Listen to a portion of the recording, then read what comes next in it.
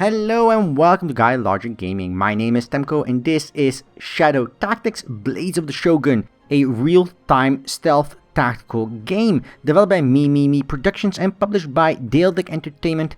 It is a very unique feudal Japan period set stealth tactics game, real-time tactics with quite a few cool little mechanics.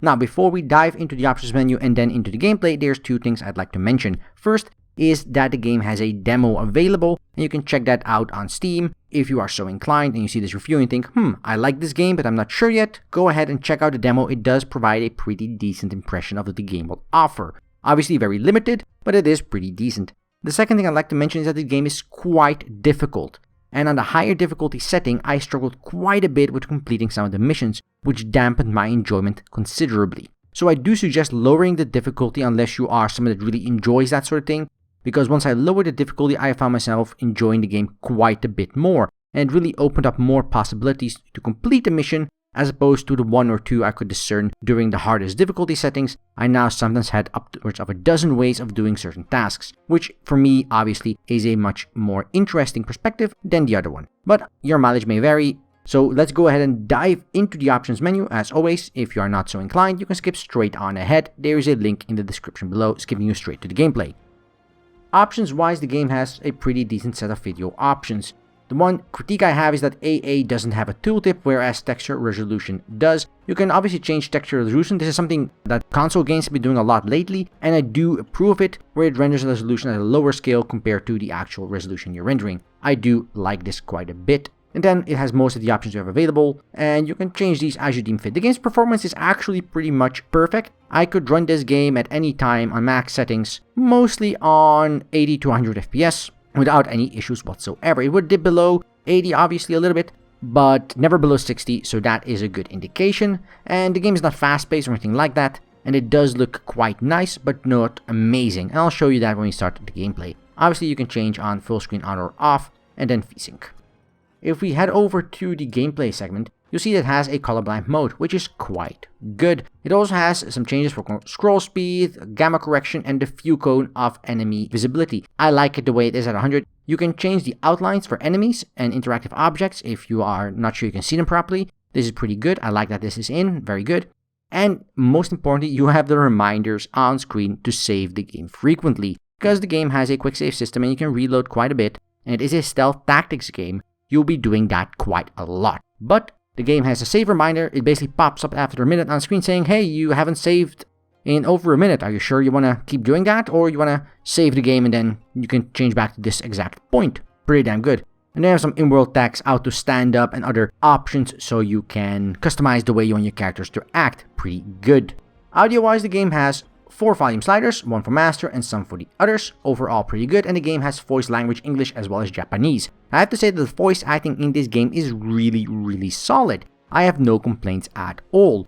But one minor complaint I have is once you switch to Japanese, and both language packs are really good, I do notice there are some major differences in the way intonation and the way delivery is done in between the languages. I'm not sure if this is negative or positive, but it is a difference, so you might have a preference. The downside of Japanese, unless you fluently speak it, is that not everything has subtitles. Mostly this is NPCs walking around the world talking, giving you little tidbits of information and lore. Not crucial to progress, but it is nice to have that, and those are not subtitled as always, which is a bit of a shame. All the other dialogue scenes and all the other cutscenes are fully subtitled even if you switch to Japanese, so you will not miss anything regarding that. So you can change this as you like. I'll leave it in English because I do like having that little extra dialogue for the NPC characters around the world. Then we have something that's pretty cool. If you go to key settings, you can change from Shadow Tactics, which is their preference, Custom RTS, or Custom Key Sets. And you can change these as you deem fit, which is pretty damn good.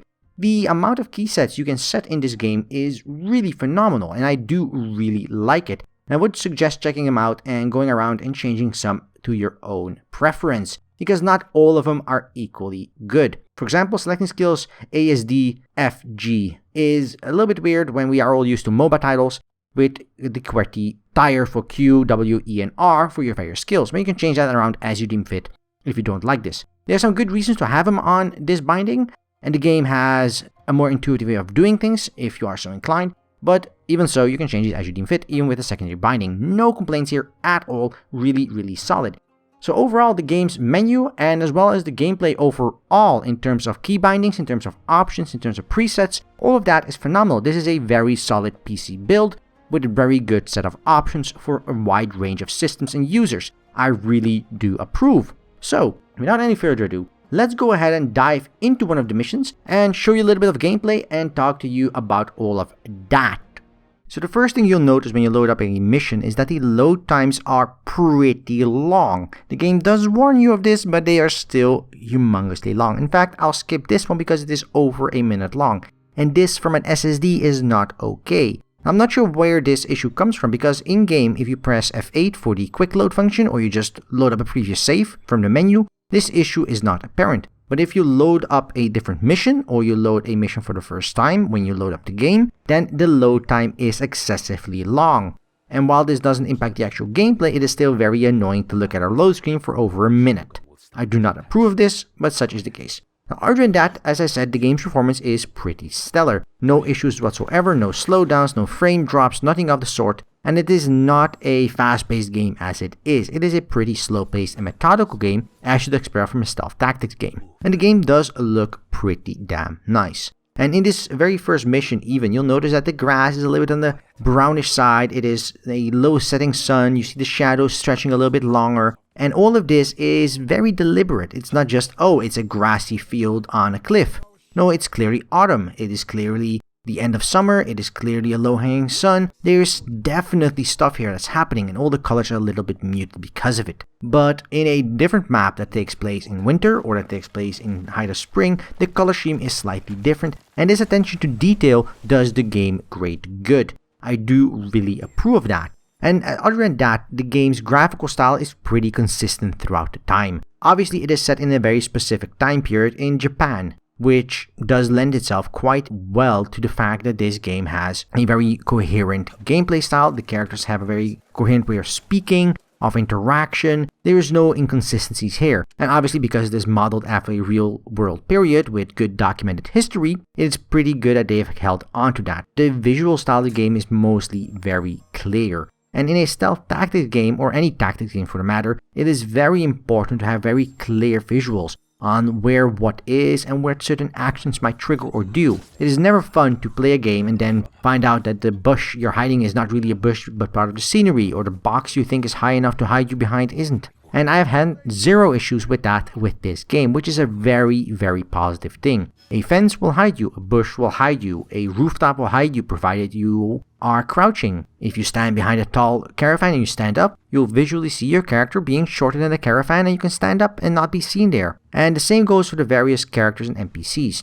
Even if you don't pay attention to your view cones, which you can turn on for a specific character, which is the green area you see when I click on a character on screen, even then you'll see their heads rotate, you'll see their bodies move, you'll see them and you can react to that as you like. The way they're facing and the way they're positioned really does reflect what they see, and the area around them is pretty logical as to what they might hear. If you are crouching and moving slowly, they'll hear you very unlikely. But if you're dragging a corpse or if you throw a rock, for example, then at that point they can hear you much more easily, and you can see that quite easily everywhere on the game, and that is pretty good. As I said, from the visual side of things, the game is very coherent, and that lends itself quite well to the fact that you can easily build a repertoire of what you can do and not do, and the various objects as you might interact with them. Now, all the interactive objects can be highlighted pressing a button, so you always know what kind of options you have in a certain segment of the map, and that is really good because it allows you to explore different options. Now, where I would have liked to see more variety in the game is in the way different characters are sort of shoehorned in a specific role. The ninja and the thief girl can both hop onto rooftops using one of the hooks there, but the samurai cannot. And while the samurai can carry 2 corpses and the thief girl can barely drag 1,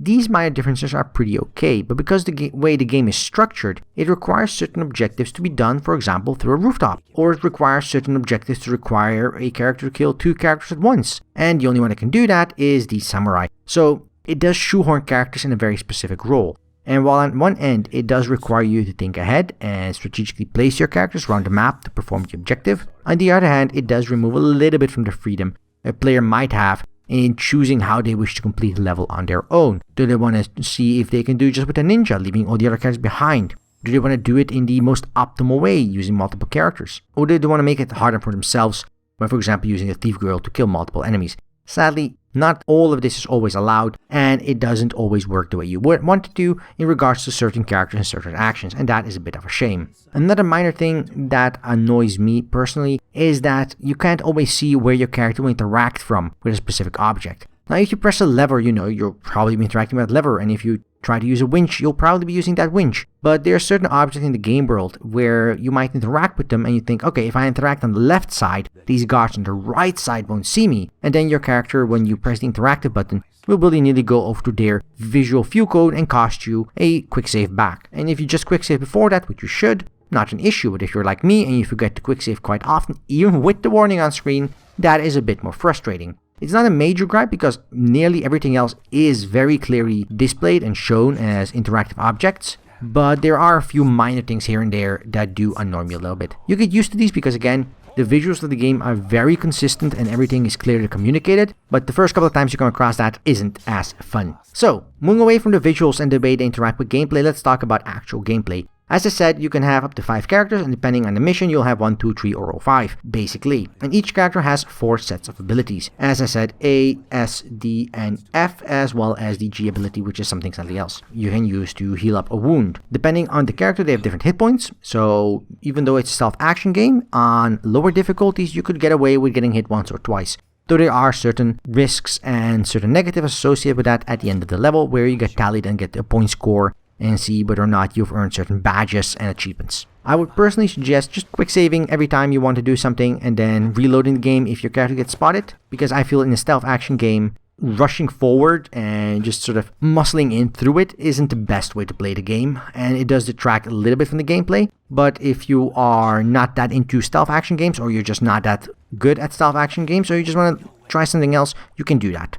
Other than that, the different characters each have their own set of abilities, as I said, and the way these abilities have cooldowns and the way you have to interact with certain things, like a rock might lure away a character from one end, but the sake bottle might lure him to you, and a whistle might make him come to the specific location. Even though these actions look similar, they distract an enemy or they lure an enemy, all of them have very specific purposes and each of them has a certain radius or effect. A shuriken thrown will have a hearing radius around the attack, so you can't stealthily kill a guard standing behind another guard. You'll alert the other guard. Whereas, for example, the whistle has a large radius centered around the character, and the rock has a large center around the location it lands. So all of these things have different use cases and you need to use them in all these different situations. And that makes part of the tactical gameplay, even though I dislike shoehorning characters in specific roles, does make it much more interesting and provides a much richer gameplay experience with a much deeper tactical gameplay style, which is really, really good. Now each of the missions is structured in such a way that you have to perform in certain stages.